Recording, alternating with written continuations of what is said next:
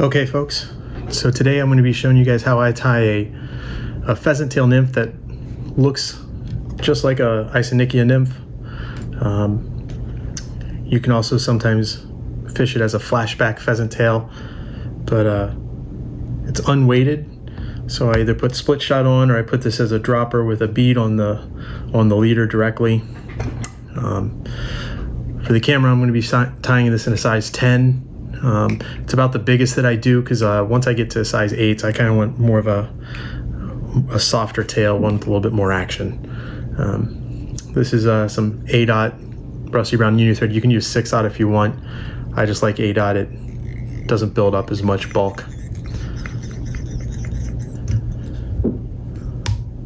Hook is the Daiichi 1560. You could also use the TMCO 3761. Those are my two favorite nymph hooks. And you can do this with a bead if you want to, if you need that extra weight.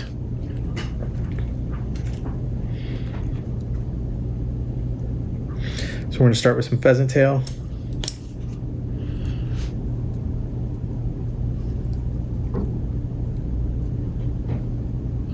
Normally want the tail to be out. This is a little bit longer hook shank, so than a standard nymph hook. So I like to have my tail to be kind of like 3/4 of the hook shank. I think you'll see it's still pretty long. And my second wrap, I don't know if you guys saw that. So there's the first wrap. My second wrap is actually behind the first one. It's towards this side. That allows me to fold this back. Nice, smooth, consistent underbase here. That's how you keep a really thin profile on your pheasant tails. Put the wire on the far side of the hook.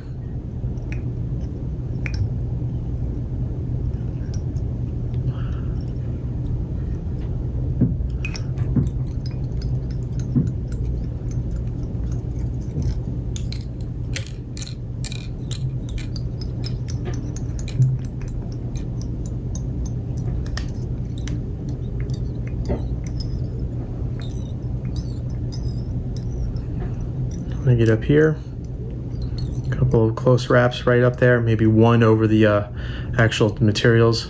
I don't like that, that was too much. No, it's building a little too much bulk there. Sometimes you can do one wrap over it, sometimes you can't. Tight wraps all the way back up. And just to build in a little bit of taper, I'm gonna go back, tight wraps again, to about the 3/4 way of that shank, then back up again. Then back down to the halfway point, and halfway again. Notice it gives me a little bit of a carrot shape, not a lot, just a little. Still keeps that profile real thin. I hit this with some Dave's Fleximent, so that way, as I wrap,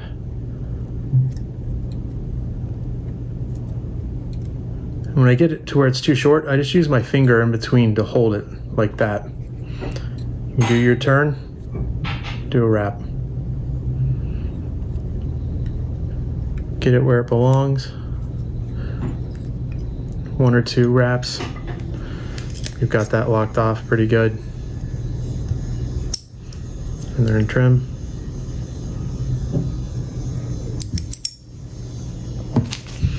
Then I just use pearl Flashabou, regular old pearl, as my flashback.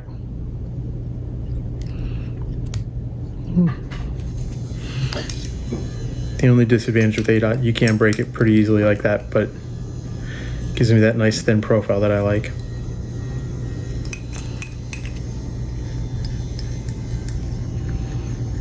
And just wrap over those wraps. It's good and caught.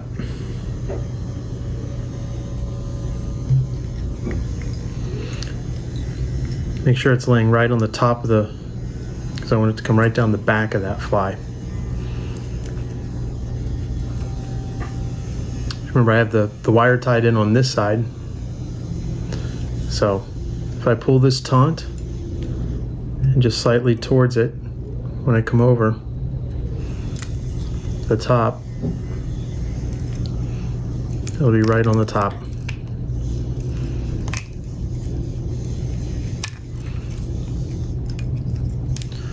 So I count a rib.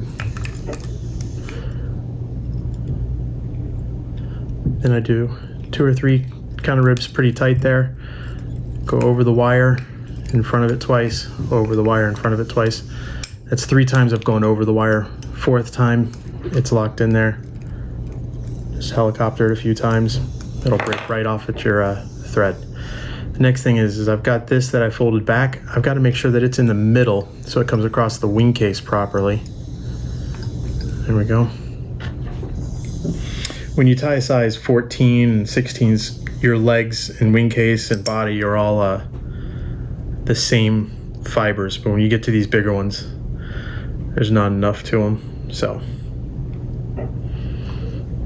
take some more pheasant tail, cut the tips off, tie them in right there so you have a nice even base.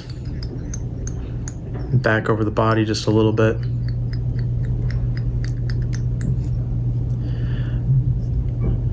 We can come in and cut this very back piece off. But check and make sure this is coming out of the middle. It is, so that'll work well. For this size, I can normally do it with 3 pieces of peacock herl. Size 8s, I do go to 4 or 5, depending upon how robust the herl is, and then at size 16, I go down to 2. Same thing, tie it all in right there. It's looking good. Drop a Dave's Fleximent there.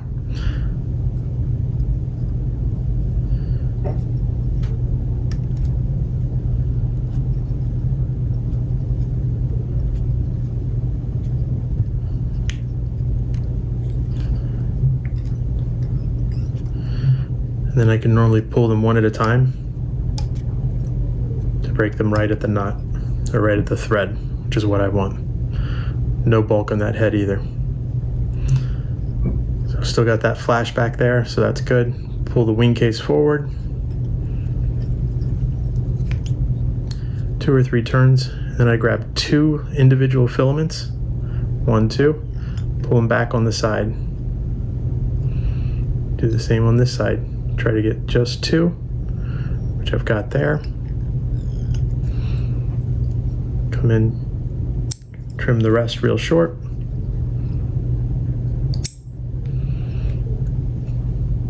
Pull that wing case right over the middle, or that flashback, I mean. 2 or 3 times over that, and then turn it and pull it back so it's over the back again. And I cut it with like a 1/16 of an inch tag there, just so it can't pull out very easily. Do a quick 3-turn whip finish, followed by a 4-turn whip finish. And that's normally enough for the head, although that one looked like it needed a 6-turn there.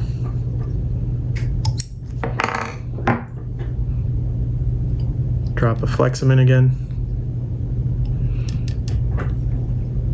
Then all I do is I pull those legs straight down.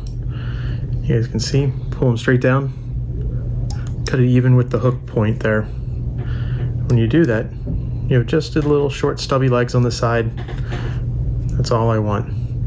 You see from underneath we've got the nice ribbing of the wire, so you get that segmentation effect, plus you have the segmentation effect of the pheasant tail fibers themselves, and then you've got that nice flashback line going through there, which Isonychia nymphs have a white line through there. I think this flash helps bring that whiteness alive a little bit more. So